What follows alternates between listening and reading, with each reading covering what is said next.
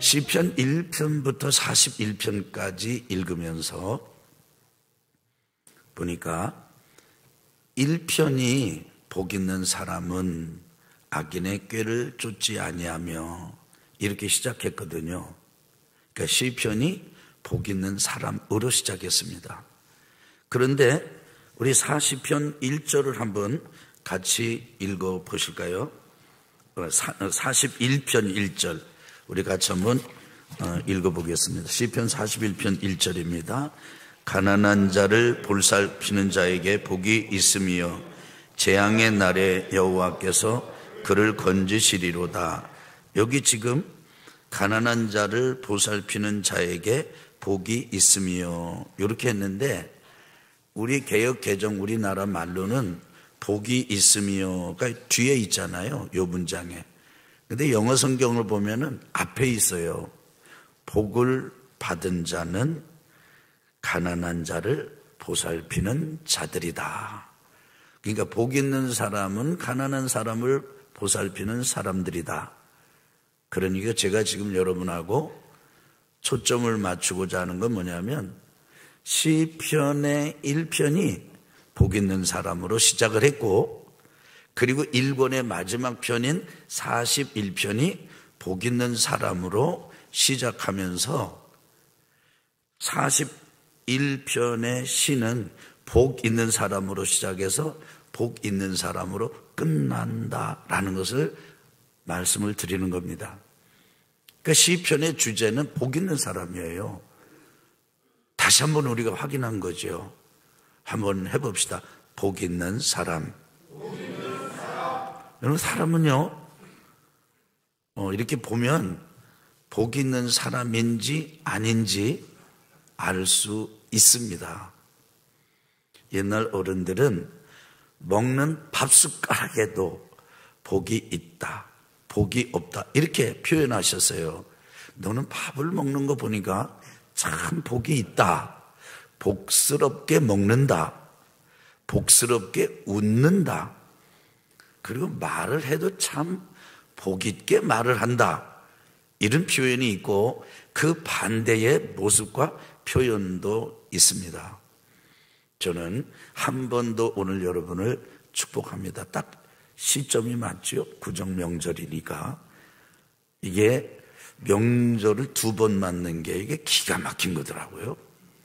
예전에는 잘 몰랐어요. 신정 이 양력으로 우리가 새해를 맞았잖아요. 근데 한 달쯤 지나면요 새해 먹은 마음이 약발이 다 떨어졌어요. 그래서 마음이 흔들흔들해. 해이해지고 작심삼일, 작심 한 달 막 이렇게 될 즈음에 음력으로 명절을 세면서 한 번 더 새 출발하는 거예요. 마음 흐트러진 마음을 다잡고 새 출발하게 되는 이 음력 명절 구정이 이게 참 의미가 있는 거더라고요. 오늘 저는 여러분에게 새해를 맞아서도 그렇지만 하나님을 섬기는 백성으로서 복 있는 사람, 복 있는 성도, 복 있는 인생을 사시기를 주의 이름으로 축원합니다. 그런데 복 있는 사람의 인생이 무엇입니까? 보니까 우리 40편에는 이런 말씀이 나와 있습니다. 우리가 성경을 봉독해 주신 분께서 잘 읽어주셨지만은 한 번 더 우리가 주보에 나와 있으니까요. 같이 한번 읽어볼까요? 시작. 여호와 나의 하나님이여 주께서 행하신 기적이 많고 향하신 주의 생각도 많아 누구도 주와 견줄 수가 없나이다. 내가 널리 알려 말하고자 하나 너무 많아 그 세를 셀 수도 없나이다. 여호와여 주의 긍휼을 내게서 거두지 마시고 주의 인자와 진리로 나를 항상 보호하소서. 수많은 재앙이 나를 둘러싸고 나의 죄악이 나를 덮치므로 우러러볼 수도 없으며 죄가 나의 머리털보다 많으므로 내가 낙심하였음이니이다. 여호와여 은총을 베푸사 나를 구원하소서. 여호와여 속히 나를 도우소서. 5절에 5절에 보면 이 다윗이 쓴 시고 신앙의 고백인데 아주 감동적인 감격에 겨운 모습이 나옵니다. 여호와 나의 하나님이여, 주께서 행하신 기적이 많은데 다윗이 생각을 해보니까 하나님이 자기에게 베풀어 주신 기적이 기적 같은 은혜가 아니고요, 실제 기적이 많습니다. 두 번째로는 우리를 향하신 주의 생각도 많아. 하나 해봅시다. 많고 많아. 첫 번째 많은 것은 하나님께서 다윗에게 베풀어 주신 기적이 많았고요, 두 번째로는 뭐냐면 하나님께서 인간을 향한, 인생을 향한 생각이 많다라는 걸 알았습니다. 여기 생각이라는 말은 영어를 보면 플랜, 계획이 많다, 이런 뜻이 담겨 있습니다. 여러분, 우리가 우리 인생을 향해서 가진 바 뜻이 많죠. 계획이 많습니다. 그런데 우리는 알죠. 우리 인생은 내 계획대로 안 된다는 거를요. 여러분, 그런 생각 해보셨어요? 늘 말씀드리지만 저는 이 온양 땅에 와서 이렇게 살 것이라고 하는 것에 대한 생각은 전혀 하지 못했습니다. 충북 시골에서 태어나서 공부하고 서울로 갔다가 여기 충남으로 내려올 줄은 꿈에도 몰랐어요. 계획을 세워본 적이 한 번도 없어요. 그런데 와보니까 지금 제가 30살부터 시작해가지고 지금 상당히 학년수가 높아졌는데 충남을 벗어나지 못하고 여기서 이렇게 지내고 있습니다. 혹시 여러분 오늘 여기 지금 참석하시려고 3개년 계획 세우셨거나 그런 분 계십니까? 아니죠. 내가 내 인생을 향해서 계획을 세우는 것도 때로는 참 부질없다, 이렇게 느낄 때가 많아요. 그래서 인간이 인생을 향해서 세우는 계획에 대해서 어떤 때는 참 다시 한번 생각해 볼 수밖에 없는 상황이 벌어지곤 합니다. 그런데 다윗은요, 이렇게 생각을 했어요. 이렇게 깨달은 겁니다. 이렇게 각성이 일어난 거예요. 뭐냐면 하나님이 나를 향한, 하나님이 인생을 향한 계획이 많구나. 여러분, 그렇게 한번 생각해 보셨습니까? 우리는 우리 계획이 소중하고요, 아주 이 나라의 이 지역의 계획이 참 소중하죠. 그런데 다윗은 어느 날 각성이 일어나고 깨닫고 은혜를 받고 보니까 하나님이 나를 향한 계획이 많으시다는 거예요. 그래서 누구도 하나님처럼 이렇게 하실 수가 없다, 비교 대상이 없다, 탁월하신 하나님께서 탁월한 계획을 각 인생을 향해서 가지고 계시다, 이걸 얘기하고, 그 다음에 세 번, 이게 얼마나 많은지 따라합시다. 내가 널리 알려 말하고자 하나. 그래서 하나님께 받은 기적, 경험한 기적, 하나님이 우리 인생을 향해서 가지고 있는 이 플랜, 이것에 관해서 다윗은 막 알려주고 싶은 마음이 지금 충만해요. 그리고 그걸 막 좀 퍼뜨리고 싶은 마음이 충만합니다. 그런데 너무 많아가지고, 너무 많아서 어디서부터 어떤 말을 어떻게 해야 될지 말을 못 꺼내. 너무 말이 많아가지고. 여러분, 우리 속에 우리 감정과 우리의 이성과 우리의 정서는요, 한계가 있어가지고 너무 갑작스러운 많은 것을 경험하면 이것을 말로 풀어내거나 글로 풀어내는 것에 상당한 제한을 받습니다.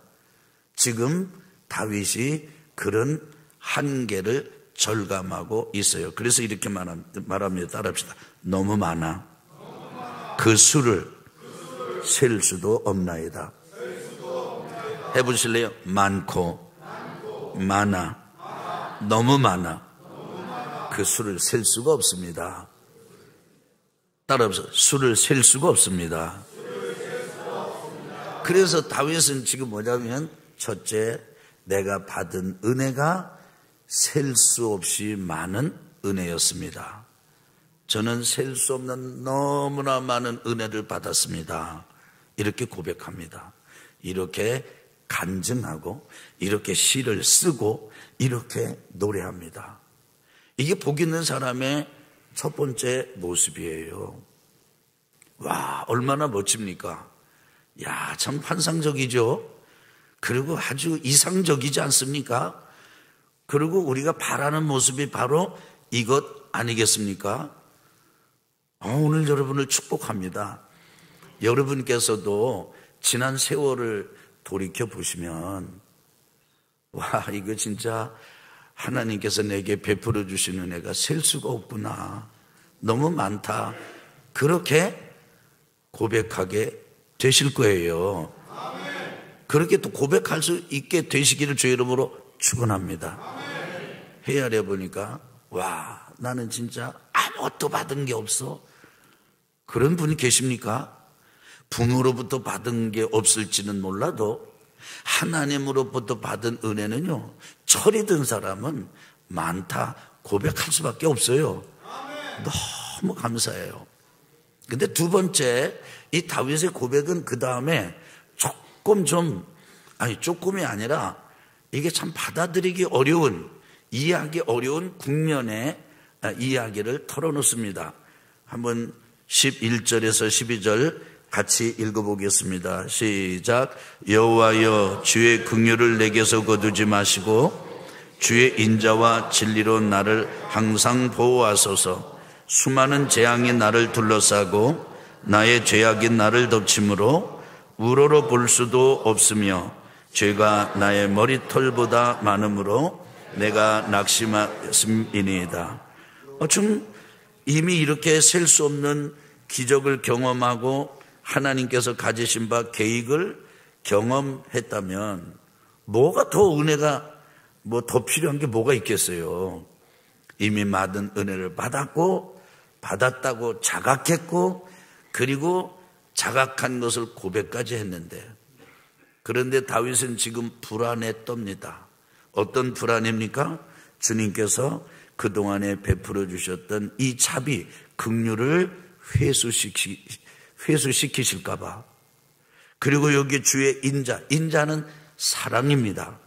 주님의 사랑은 시편에서 계속 강조하는 사랑이에요. 근데 어떤 사랑이냐면요, 한번 우리 영어 한 단어 한번 해보시겠습니까? 하면 실패한다 그러면 fail 이러잖아요. 그런데 실패하지 않는다 그러면 unfail. 사랑은 love잖아요. 그래서 unfail love예요. 한번 해봐요. unfail love. 발음이 잘 되시네요. 이게 실패하지 않는 사랑이 주님의 인자고 주님의 사랑입니다. 영어로 그렇게 설명을 해놨어요.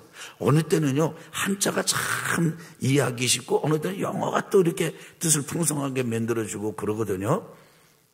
하나님께서 지금까지 실패함 없이 베풀어 주셨던 그 사랑의 손길을 거두실까 봐. 그리고 하나님께서 나에게 그렇게 계시해 주고 펼쳐 주시고 깨우쳐 주셨던 그 진리를 회수시키실까 봐 다윗은 불안에 떱니다. 그러면서 그렇게 기도하는 거예요. 하나님, 저에게 긍휼을 거두지 말아 주세요. 주님의 그 사랑과 진리를 계속 부어주셔서 저를 향한 사랑에 실패하지 말아주세요. 저를 향해서 베풀어 주셨던 그 계시를 거두지 말아주세요.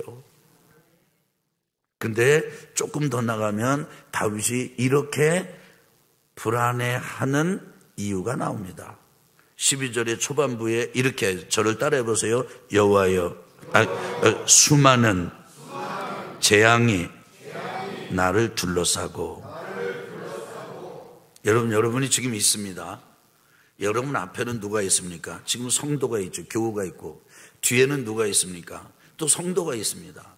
우편에는 누가 있습니까? 또 교인 성도가 있습니다. 좌편에도 성도가 있습니다. 지금 우리는 누구에 둘러싸여 있습니까? 성도들에게 둘러싸여 있습니다. 근데 지금 이 순간은 그런데요, 우리가 지금 이렇게 사람에 의해서, 성도들, 교인들에 의해서 둘러싸여 있는 것처럼 다윗은 자기를 둘러싸고 있는 것, 앞을 보고 뒤를 보고 옆을 보면 재앙이 둘러싸고 있는 거예요. 이 재앙은 트러블, 문제덩어리들, 고통들, 풀리지 않는 문제들, 실타래처럼 얽힌 문제들이, 따라합시다, 나를 둘러싸고. 근데 그 재앙을 하나 둘 셀 수가 없어요. 너무나 많아. 그래서 해볼까요? 수많은 재앙이. 수많은 재앙이라는 말은 재앙을 셀 수 있다는 말입니까? 없다는 말입니까? 없다는 말이에요. 아니, 셀 수 없는 하나님의 은혜를 경험하는 이 다윗에게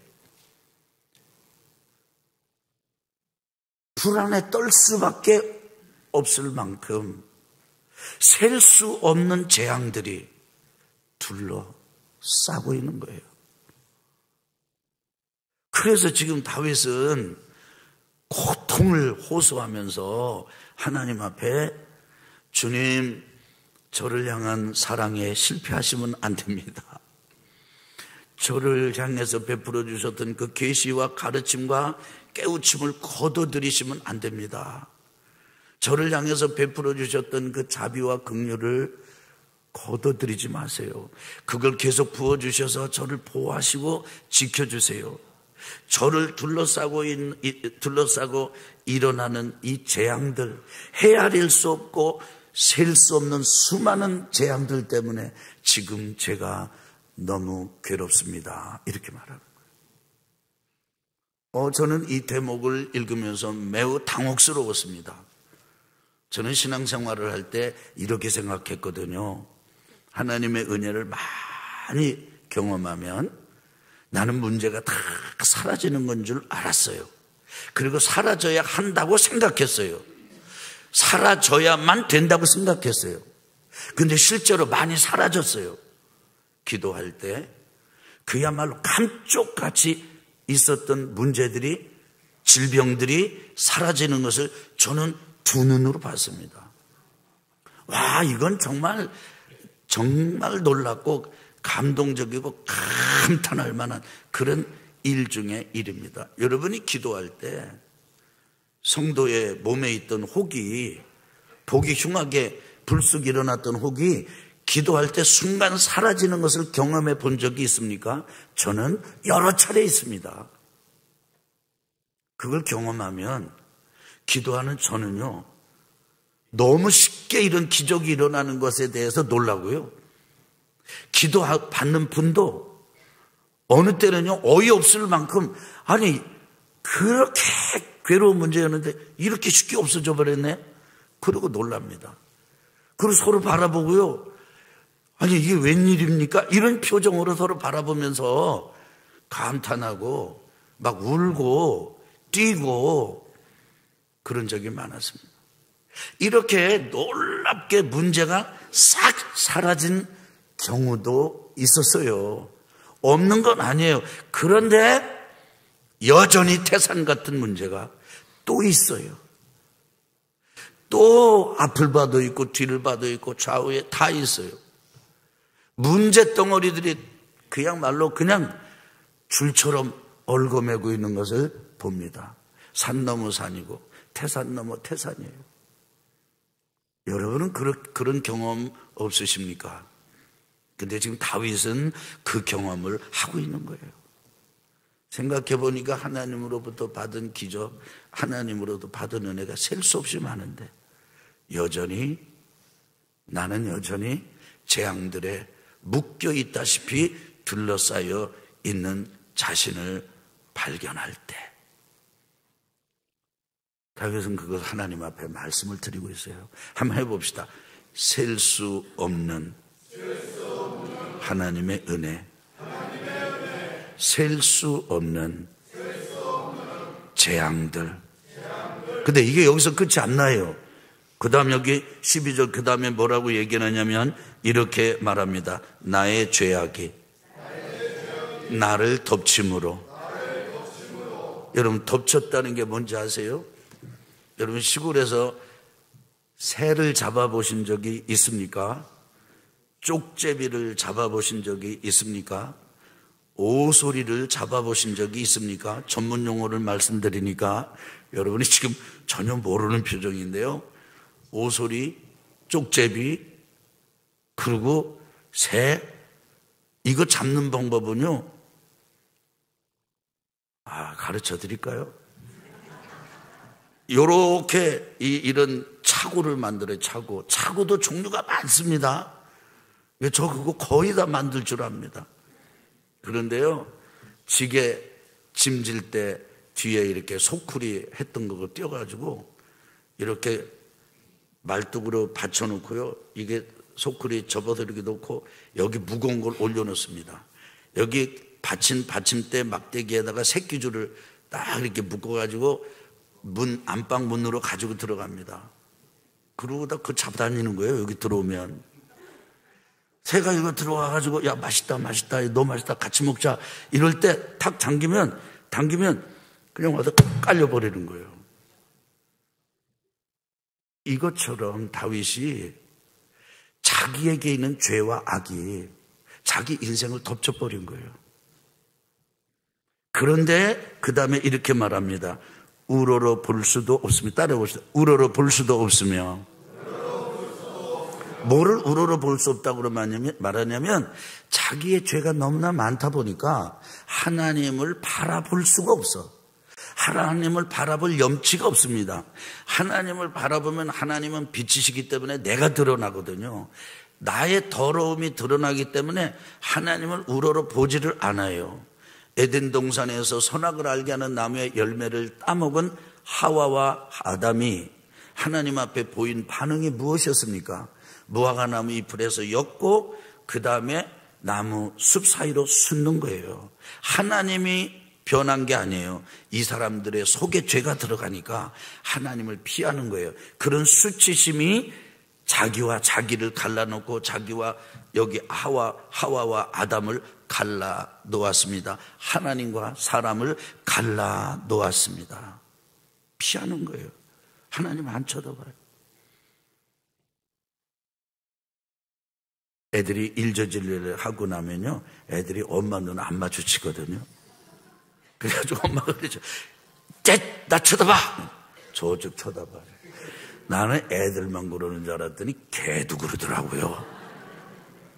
개도 속을 새겨 놓고는 주인 앞에서 저쪽을 멀뚱멀뚱 쳐다보고 있어요. 주인이 여기 쳐다보라고 그러면 못 쳐다봐. 사람이 죄가 들어가면 하나님 앞을 그걸 못 쳐다봐요. 그러면서 이렇게 말을 합니다. 따라합시다. 죄가 나의 머리털보다 많으므로. 그러니까 머리털보다 많다는 말은 셀 수 있다, 셀 수 없다? 셀 수 없다. 셀 수 없는 많은 죄가 다윗을 덮쳐가지고 하나님은 바라볼 염치도 없게 만들고, 그리고는 한번 따라해 볼 거예요. 내가 낙심하였음이니이다.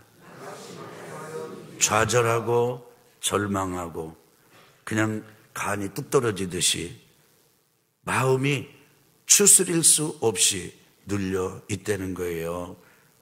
셀 수 없는 죄, 셀 수 없는 재앙들,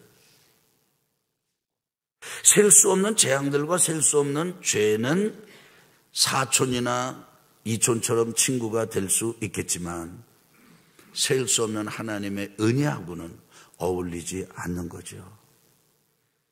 그런데 기가 막힌 건 다윗이라고 하는 한 인격 안에 셀 수 없는 하나님의 은혜도 있고 셀 수 없는 재앙들도 있고 셀 수 없는 죄악들도 있다는 거예요. 어떻게 한 인격 안에 이렇게 거룩한 것도 있고 이렇게 못된 것도 있고 이렇게 더러운 것도 들어있습니까? 우리는 시 1편에서 41편까지 41개의 시를 읽으면서 이 한 사람, 한 남자, 한 왕, 다윗은 평범한 사람이 아니에요. 목동이었다가 왕이 된 사람이잖아요. 이 사람이 자기의 속을 다 이렇게 열어서 보여주면서 생각해 보니까 나는 너무나 많은 셀 수 없는 은혜도 받았는데 여전히 셀 수 없을 만큼 재앙들이 많고 셀 수 없는 죄와 악들이 나를 지금 이겨놓고 이기고 있습니다. 이렇게 얘기를 해요. 과연 다윗만 그럴까요? 여러분은 어떻습니까? 여러분의 존재, 여러분의 인격, 여러분의 내면, 여러분의 삶에는 이 세 가지가, 아니 이 세 가지보다 더 복잡한 것들이 뒤얽혀 있지 않습니까? 네, 이게 인간이에요. 이게 그리스도인이에요. 그런데 여기서 복 있는 사람은 어떤 사람인지 아세요? 셀 수 없이 많은 은혜만 받는 사람이 복 있는 사람이라고 난 생각했는데 아니에요. 그게 아니에요. 수많은 재앙에 말끔하게 사라지고 그 사람이 복이 있다고 생각했는데 아니에요. 죄와 악이 싹 떠나가지고 무얼 보더라도 흔들림 없고 무얼 보더라도 떨리지 않고 난 그 사람이 복 있는 사람이라고 생각했는데 아니더란 말입니다.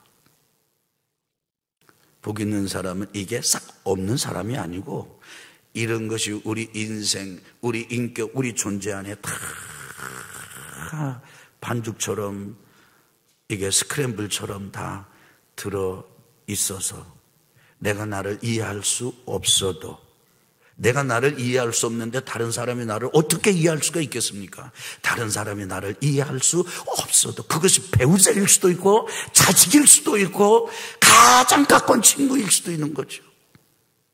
다윗은 아들이 쿠데타를 일으켰잖아요. 다윗은 자기의 그 친위대 부하의 아내하고 간통했잖아요. 다윗은 자기가 자기를 볼 때도 이해가 안 돼. 그런데 복 있는 사람은 뭐냐면 이런 사람인 거예요. 한번 따라해 봅시다. 주님, 은총을 베풀어 주셔서 나를 구원하소서. 주님, 빨리 오셔서 나를 건져 주소서. 이런 풍랑 속에서도 항해는 순풍만 만나는 게 아니잖아요. 셀 수 없는 하나님의 은혜, 순풍이죠. 항해는 이게 셀 수 없는 재앙들, 역풍을 만나기도 하잖아요. 그리고 항해는 순풍과 역풍만 있으면 그래도 견딜만 하겠는데 그 항해하는 배가 고장날 수도 있잖아요. 셀 수 없는 죄들 이렇게 얽혀져 있더라도 복 있는 사람은 항해를 멈추지 않습니다. 그리고 이런 이해할 수 없는 인간의 모든 조건들을 타고 나아갑니다. 누구를 붙들고? 하나님을 붙들고 하나님께 도움을 구하면서 따라합시다. 그럼에도 불구하고 여전히 하나님을 붙들고 도움을 구하며 가는 것이다. 이 사람이 오직 여호와의 율법을 즐거워하여 주야로 묵상하는 그 율법을 묵상하는 사람의 삶의 모습입니다. 지난 구력으로 한 해 또 앞으로 펼쳐질 한 해 만만치 않았고 만만치 않을 것입니다. 이해할 수 없는 일들이 밖에서도 일어날 것이고 우리 안에서도 일어날 것이에요. 그래도 믿음의 걸음을 멈추지 마세요. 하나님을 붙잡으세요. 하나님과 함께 살아갑시다.